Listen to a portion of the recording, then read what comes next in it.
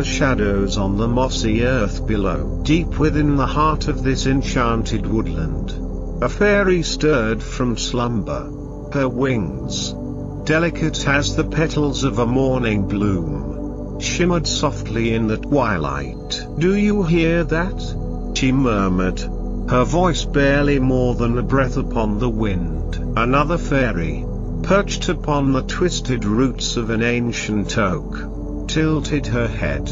"The forest is restless tonight." Their names were Leora and Sealwyn, two of the many guardians of Cantabria's enchanted glades. For centuries, they had danced beneath the moon, weaving magic into the very air, ensuring the harmony of the forest. But something was different now. The air carried a new kind of song, a melody that did not belong to the rustling leaves or the babbling brooks. A human song. Leora's wings fluttered, her eyes wide with curiosity.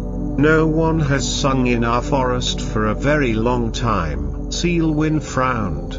"Humans do not belong here after nightfall." And yet, the voice was there, soft, melancholic, drifting through the trees like a forgotten dream. Leora hesitated only a moment before she began to move. "Wait," Sealwyn called after her, but the younger fairy was already gliding through the forest, following the song like a river follows the pull of the moon. The melody led her to a clearing where the trees arched like cathedral walls, their branches woven together in an unbroken embrace. And there, beneath the silver glow of the stars, stood a lone figure, a human, a young man, wrapped in a cloak that bore the dust of distant travels, his voice blending with the whispering wind as he sang to the night. Leora hovered just beyond the glow of the moon, hidden within the shadows,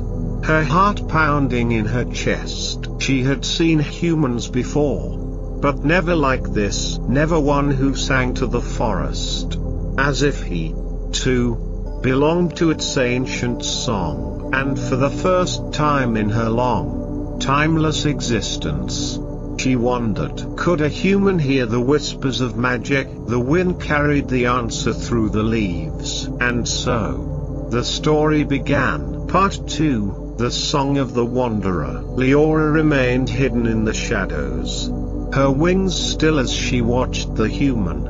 His voice carried through the clearing, weaving with the sounds of the night, the rustling of the leaves, the gentle hum of distant streams, the faint chime of unseen fairy bells. She had never heard a human voice so tender. Humans had entered the forest before, but always with heavy footsteps and loud voices.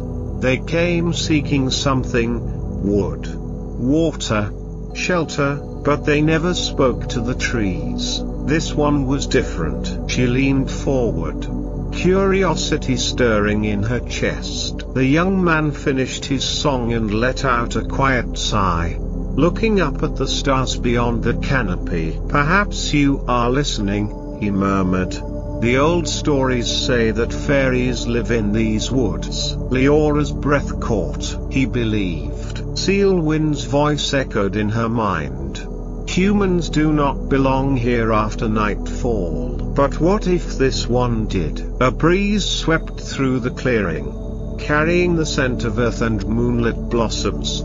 The human shivered and pulled his cloak tighter around his shoulders. Leora hesitated only a moment before she lifted her hand and traced a pattern in the air. A soft glow shimmered at her fingertips, dancing like fireflies before disappearing into the night. The human's eyes widened.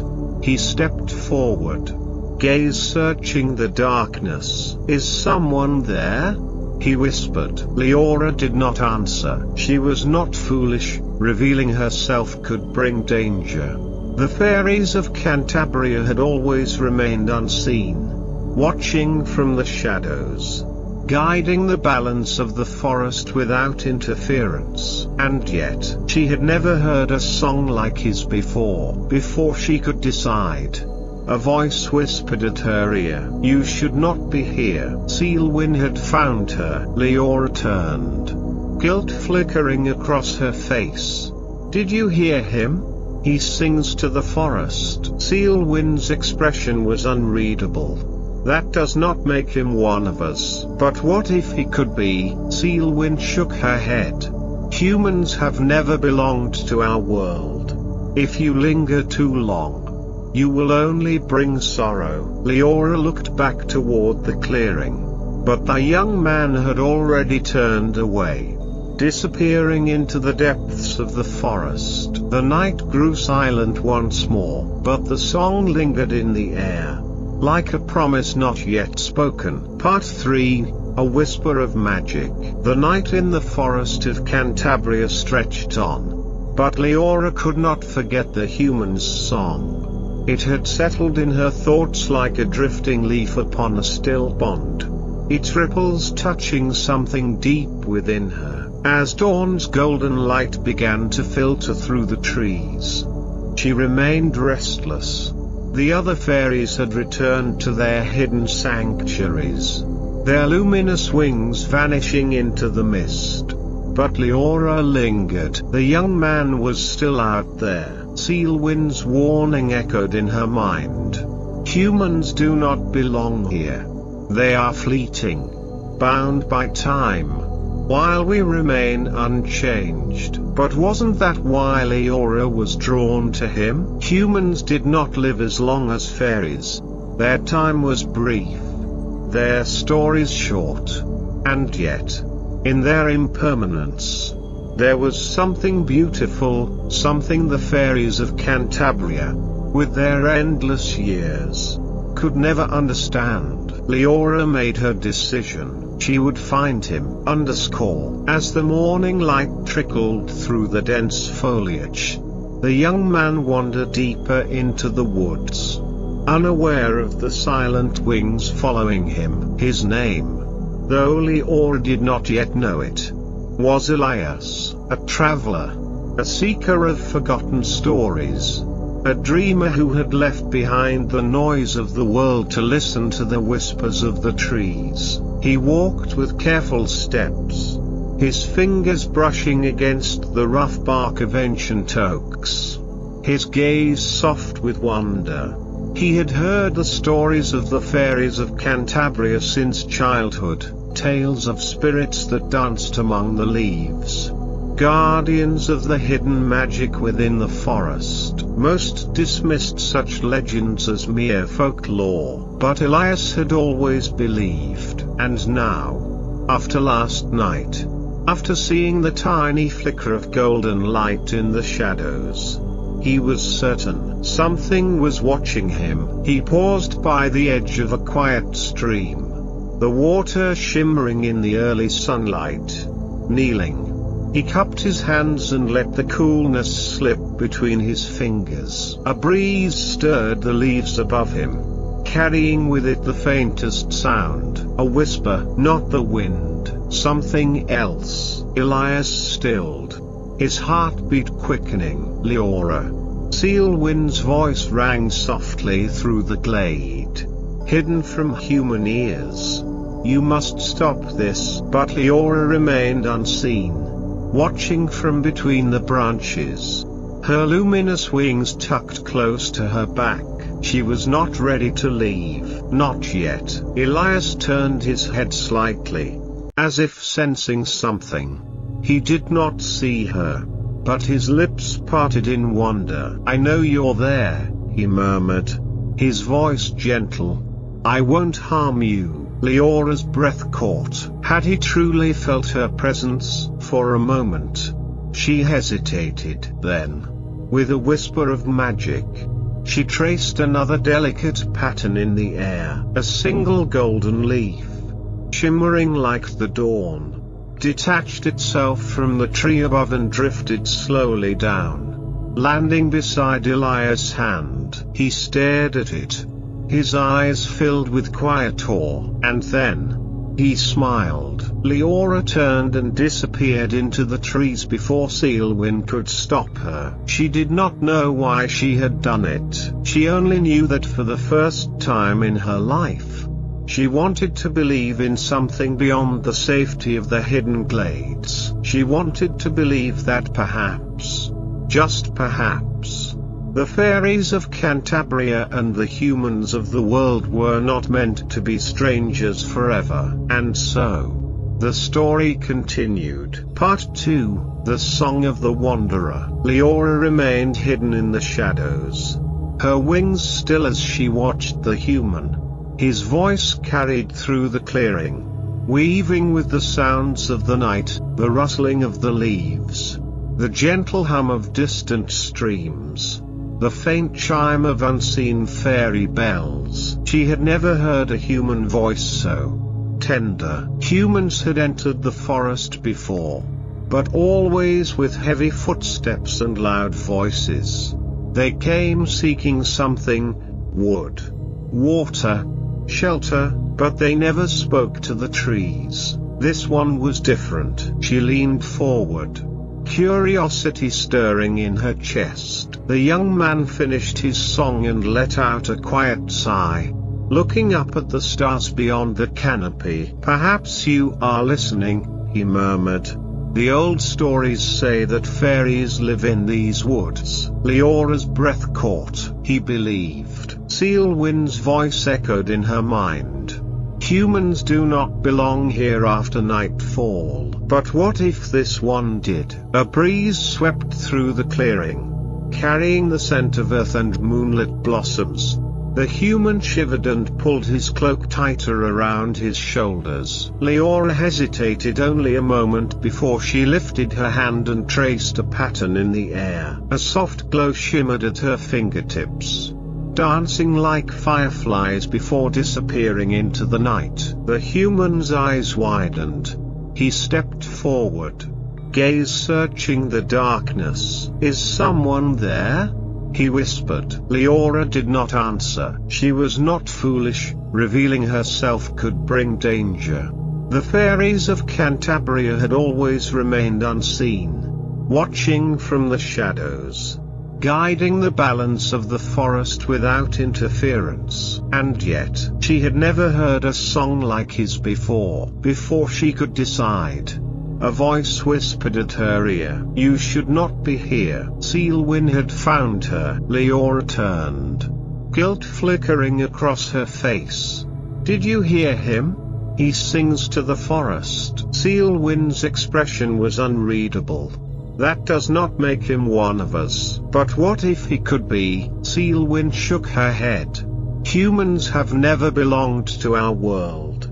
If you linger too long, you will only bring sorrow." Leora looked back toward the clearing, but the young man had already turned away, disappearing into the depths of the forest. The night grew silent once more, but the song lingered in the air, like a promise not yet spoken. Part 5, A Dance Beneath the Stars. For the first time in centuries, a fairy stood before a human beneath the ancient boughs of Cantabria. The moment was fragile, hanging in the air like a dew-kissed spider's web, glistening with quiet wonder. Elias did not dare to move too quickly, afraid she might vanish like a dream upon waking. But Leora did not vanish. Instead, she stepped closer. Her bare feet barely disturbed the grass, and the glow surrounding her seemed to blend with the soft silver light of the moon. Elias could see the delicate curve of her wings, as transparent as gossamer yet pulsing with an inner light. He had heard the old stories, whispered by firesides, of fairies who could vanish with a blink, who could weave illusions as effortlessly as the wind moved the leaves. But there was nothing illusionary about Leora. She was real. "You are not afraid," she observed, tilting her head slightly. Elias shook his head. "Should I be?" Leora's lips curved ever so slightly, the faintest echo of a smile. Most humans would be. I am not most humans. A breeze stirred the leaves, and for a long moment, neither spoke. Then Leora lifted her hand and traced something in the air, her fingers glowing with soft golden light. The magic shimmered and swirled, weaving through the night until it took shape. Tiny specks of light, like fireflies, danced into existence, circling the clearing in a slow, rhythmic spiral. The air filled with a melody so quiet it could have been the heartbeat of the forest itself. Elias watched in quiet awe. "Is this a dream?" he asked softly. Leora stepped closer. "Does it feel like one?" Elias smiled. A little. Leora's wings fluttered, and the fireflies swayed in response. The magic hummed between them. Neither wild nor overwhelming, simply a gentle presence. A quiet acknowledgement of something long forgotten. She extended a hand, for a single heartbeat. Elias hesitated. To touch a fairy, was such a thing even allowed? But her eyes held no warning, only curiosity. Slowly, carefully, he reached out. The moment his fingers brushed against hers, a warmth spread through him, not burning, not overwhelming, just a soft, golden glow that pulsed like distant starlight. Leora's breath caught. A bond had been formed, not through words, not through magic, but through something deeper, an understanding. A shared moment beneath the vastness of the sky. The fireflies danced faster, the song of the forest growing richer, as if the trees themselves had been waiting for this moment. Elias did not know what it meant. Leora did not know what would come next. But for now, beneath the whispering trees and the silver glow of the stars, they simply existed together. Part 6, The Choice of Dawn. The fireflies drifted through the air, their golden glow reflecting in Elias' eyes. The forest around them felt alive, humming with an energy he had never known but had always dreamed of. Leora's fingers still lingered against his, soft as the mist that rolled over the meadows at dawn.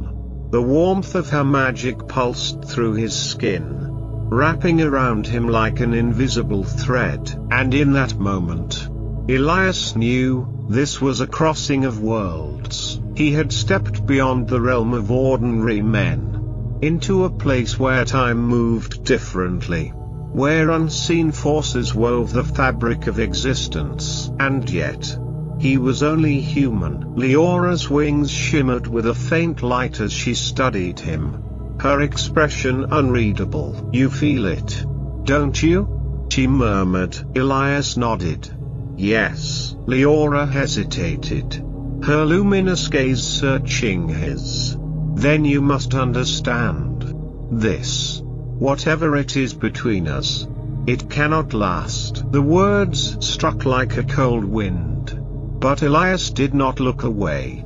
Why? Leora's wings fluttered once before stilling. Because humans belong to time, and we do not. The words hung between them, heavy yet fragile, like a leaf teetering on the edge of falling. Elias closed his eyes for a moment, listening to the night, the rustling of the trees, the distant song of an unseen river, the whisper of something ancient, something knowing. Then he opened them again. "Perhaps time doesn't decide everything," he said softly. Leora exhaled a quiet breath, almost a sigh. "You do not understand what you ask." Elias' voice remained steady.